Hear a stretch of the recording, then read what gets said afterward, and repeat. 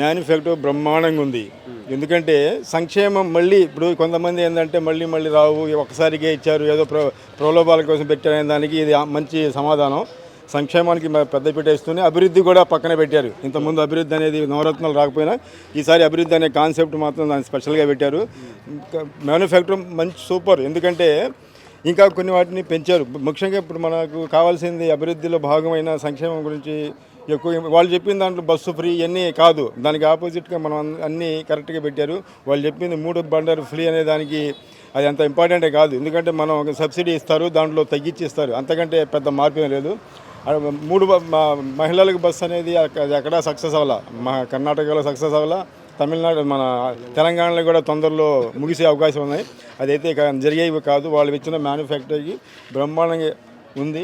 మంది ప్రజలందరూ దానికి హర్షిస్తున్నారు. రుణమాఫీ అనే టాపిక్ ఎక్కడ రాలేదని చెప్తున్నారు. రైతు రుణమాఫీ ఇవ్వడానికి గత 5 ఏళ్ళు రైతు భరోసా ఇచ్చారు. మళ్ళీ రైతు భరోసాలు ఈసారి పెంచారు. రుణమాఫీ అనేది ఒకసారితో పోయింది. ఇది కంటిన్యూషన్ 5 ఏళ్ల పాటు వస్తుంది. కాబట్టి జనాలు రైతులు కూడా పెద్దగా దాని మీద ఎక్స్పెక్టేషన్ ఏం లేదు, ఆశించట్లా. కాకపోతే ఒక కాన్సెప్ట్ అనేది ఒక వస్తుంది. గతంలో రాజశేఖర రెడ్డి గారు చేశారనే ఉద్దేశంతో చేస్తారనే ఆశ తప్ప రైతు రుణమాఫీ చేయడం వల్ల పెద్దగా వాళ్ళకి వచ్చేది పెద్ద తేడా ఏం లేదు. దానికి కవర్ చేయడానికి రైతు భరోసా బ్రహ్మాండంగా దాంట్లో మళ్ళీ ఇంకొంచెం పెంచి ఇస్తున్నారు. అలాంటిది ఏం లేదండి. రైతు రుణమాఫీ అనేది ఎవరు కోరుకోవట్లా. ఎందుకంటే పంటలు బాగా పండుతున్నాయి, వర్షాలు బాగా అవకాశం ఉన్నాయి. కాబట్టి రైతు భరోసా నష్టం కలగకుండా మనకు మినిమం రేట్ అనేది కూడా మద్దతు ధర కూడా పెట్టారు. కాబట్టి రైతులైతే ఎవరు రుణమాఫీ అనేది కోరుకోవట్లా. ఎందుకంటే కష్టపడుతున్నారు, రైతు భరోసా వస్తుంది, వాళ్ళు పండించుకుంటున్నారు. రైతు అనేది రాజు. అంతేగాని ఈ రుణమాఫీలు అవి కోరుకునే పరిస్థితుల్లో లేరు. ఆంధ్రలో అంతా ఈ పథకాలు చాలా బాగున్నాయని చెప్పి రైతులు కూడా హర్షిస్తున్నారు. వైనాట్ 175 దాంట్లో డౌట్ లేదు. ఎందుకంటే జగన్మోహన్ రెడ్డి గారు మొదటి నుంచి చెప్తున్నారు వైనాట్ 175 100% వస్తుంది. తప్పకుండా 175 సీట్లు 150 సీట్లు గెలవటం ఖాయం. అంతకుముందు వాళ్ళని రుణమాఫీ ఎక్కడ చేశారు? 33 సార్లు చెప్పారు. అది వాళ్ళు చెప్పినా నమ్మేటట్లేదు. అందుకని జగన్మోహన్ రెడ్డి అవన్నీ ఏం చెప్పాల, ఆ మాటలన్నీ చెప్పాల. ఉన్నదాన్ని 3000 దాన్ని 3500 చేశారు పెన్షన్. ఒక్కసారి కాదు 2 సార్లుగా చేస్తా అన్నాడు. అబద్ధాలు చెప్పాల. వాళ్ళలాగా మోసం అయ్యి దాకా చేయలే. ఉన్నది కరెక్ట్గా మీ ఇష్టం. నా పథకాలన్నీ మీ దగ్గరికి మీ గడపకు వస్తేనే నాకు ఓటేయండి అనే అంత వివరంగా చెప్పేవాళ్ళు ఎవరు లేరు. ఎవరు అట్లా అనరు. నా పథకాలు మీ కుటుంబాలకు చేరి మీ కుటుంబానికి వస్తేనే నాకు ఓటేయండి అని అంత ఇదిగా ఎవరు చెప్తారు? అంతకన్నా ఏం కావాలి? పేదవాడికి బ్రహ్మాండంగా ఉపయోగపడుతుంది వైఎస్ఆర్ పార్టీ. బ్రహ్మాండంగా జగన్మోహన్ రెడ్డి అందరికీ సంక్షేమ పథకాలు ఇంటికి చేరుతున్నాయి. 2 నెలల్లో పోయిన నెల పెన్షన్ ఇవ్వకపోతే ఎంత ఇబ్బంది పడ్డారు. ఇప్పుడు ఈ నెల బ్యాంక్ అకౌంట్ అండి. అందరికి ఉండొచ్చు, ఉండకపోవచ్చు. ముసలోళ్ళు అక్కడ దాకా వెళ్తారా?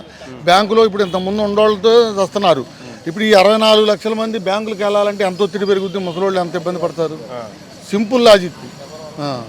చాలా ఇబ్బంది అవుద్ది. చాలా ఇబ్బంది పడుతున్నారు ముసలోళ్ళు. జగన్ వస్తేనే ఈ సంక్షేమ పథకాలన్నీ ముందుకెళ్తాయండి. ఆ కలబొల్లి మాటలన్నీ నమ్మి అవన్నీ అవ్వో. అసలు చంద్రబాబు మాటలు అంతా ఎవరు నమ్మట్లేదు. దానితోటి ఈ పవన్ కళ్యాణ్ కలిసేసరికి అసలు ఎవరు ఇక ఈ మునిగిపోతుంది ఈ పడవని ఎవరు ఇది వెళ్ళిపోతున్నారు. 2 రోజులు కూడా పడవ దాటి వెళ్ళిపోతున్నారు. జగన్మోహన్ రెడ్డి గారు 130 నుంచి 135 సీట్లు వస్తాయి. అధికారం పక్కాగా వస్తుంది. ఆసిఫ్ గారు నుంచున్నారా, ఆయన నుంచున్నారా, ఈయన నుంచున్నారా కానీ కాదండి. మన జగన్మోహన్ రెడ్డి గారు సామాజిక న్యాయాన్ని అంతా పాటిస్తూ ఒక టిప్పర్ డ్రైవర్ని కూడా పోటీకి నుంచో పెట్టారు. ఒక పంచాయతీ ప్రెసిడెంట్ సొంత ఇల్లు లేని అతన్ని కూడా పోటీకి నుంచో పెట్టారు. ఇలాగే మా జిల్లాలోనే మైలవరం నియోజకవర్గంలో ఒక సామాన్య వ్యక్తిని కూడా నుంచోబెట్టారు. ఇక్కడ ఓటేసే ప్రతి ఓటర్ కూడా జగన్మోహన్ రెడ్డి గారు నవరత్నాలు అని చెప్పగానే 151 సీట్లు ఇచ్చారు. ఈరోజు నవరత్నాలు ప్లస్ అంటే ఇంతకుముందు జరిగిన నవరత్నాలనే ఇంకా పెంచారు. కాబట్టి జనాలకి తెలుసు చేసేవాళ్ళు ఎవరు, చెప్పేవాళ్ళు ఎవరు అనేది. చెప్పిందే చేస్తున్నారు, చేసేదే చెప్తున్నారు. అందుకోసం ఒక నవరత్నాలు చూస్తేనే సిద్ధం సభలు కానీ జగన్ గారి యొక్క బస్సు యాత్ర కానీ ఏ విధంగా సక్సెస్ అయినాయో మీరందరూ చూశారు, రాష్ట్ర ప్రజలందరూ చూశారు. వాళ్ళు పెడుతున్న సభలకి జనాలు రాకపోవడానికి కారణం ఈ సంక్షేమం, అభివృద్ధి రెండు కళ్ళుగా చూసుకొని జగన్మోహన్ రెడ్డి గారు ఎలాగా ఈ 5 సంవత్సరాలు పరిపాలన చేశారో అందరూ చూశారు. సుజనా చౌదరి వచ్చి 10,000 ఓటుకి ఇచ్చినా 20,000 ఓటుకి ఇచ్చినా ఈ ఆసిఫ్ పేదవాడ కార్పొరేటర్ అని చూడకుండా ఈ జగన్మోహన్ రెడ్డి గారిని చూసి ఓటు వేయడానికి ప్రజలందరూ సిద్ధంగా ఉన్నారు. గెలుస్తారంటారా మరి సీఎం అవుతారా? ఎవరండి జగన్మోహన్ రెడ్డి? అసలు మీకు ఎందుకు అనుమానం వస్తుంది? జగన్మోహన్ రెడ్డి గారు సీఎం అవరు అనే అనుమానమే లేదండి. ప్రతి పేద గుండెల్లో కానీ సామాజిక వర్గాలు అందరూ ఎస్సీ ఎస్టీ బీసీ మైనార్టీలు ఓసీల్లో కూడా అన్ని వర్గాలు కూడా జగన్మోహన్ రెడ్డి గారిని సీఎంని చేసుకోవాలని బాగా కంకణం కట్టుకొని కూర్చున్నారండి. ఇంకా థ్యాంక్ యూ. మేనిఫెస్టో మీరు చూస్తే ఏదైతే ఆయన మీకు చెప్పే ముందు కూడా మీరు అందరు గమనిస్తే టీవీ ముందు కూడా మేనిఫెస్టో గురించి జనరల్గా ఏంటంటే చంద్రబాబు నాయుడు లాగా 6 పథకాలు 7 పథకాలు అని చెప్పేసి వదిలేయటం కాదు. మీరు చూస్తే ఆయన క్లియర్గా ఎక్స్ప్లెయిన్ చేశాడు.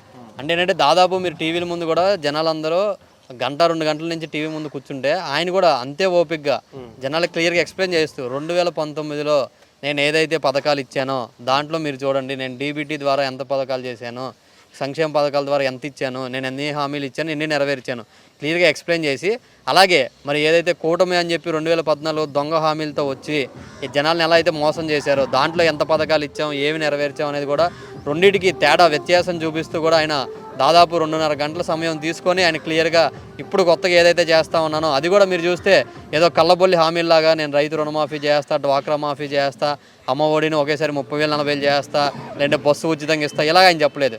ఏదైతే నేను చేయగలను, నేను ఏదైతే జనాలను మోసం చేయకుండా నేను ఏదైతే చేయగలను అనుకున్నాడో అదే కేవలం చూపించారు. జనాలు కూడా ఒకటే అనుకుంటున్నారు, ఏదైతే ఏదో ఒకటి చెప్పేసి మనల్ని మోసం చేసేసి ఏదైతే కూటమి వచ్చారో అలా అయితే రావట్లేదు.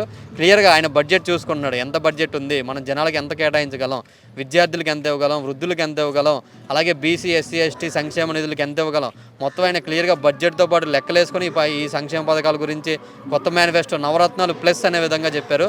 దీన్ని బట్టి మనం క్లియర్గా అర్థం చేసుకోవచ్చు జగన్మోహన్ రెడ్డి గారు తన విజన్ ఎలా ఉంది, తన పథకాల గురించి తన జనాలకు ఎలా ఇద్దాం అనేది క్లియర్గా మేనిఫెస్టోలో చెప్పడం జరిగింది. ప్రజలు కూడా ఖచ్చితంగా ఈ మేనిఫెస్టోని నమ్మడానికి రెడీగా ఉన్నారు. ఏదైతే కూటమి ఇచ్చిన మేనిఫెస్టోని ఆల్రెడీ ఇళ్లలో పక్కన పడేయడం జరిగింది.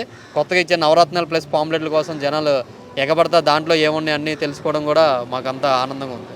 ఇప్పుడు మేనిఫెస్టో రిలీజ్ కాకమంటే ముందు ఎలా ఉంది, రిలీజ్ చేసిన తర్వాత ఎలా ఉంది ప్రజల్లో? మేనిఫెస్టో రిలీజ్ చేయకముందు ఏంటంటే చాలా ఆతృతగా ఉన్నారనమాట. అంటే ఏమి ఇస్తారు, చంద్రబాబు నాయుడు ఆల్రెడీ 6 హామీలు అని చెప్తున్నాడు, ఈ 6, 7 అని చెప్పి జగన్మోహన్ రెడ్డి గారు కూడా ఆల్రెడీ సభల్లో చెప్తా ఉన్నారనమాట.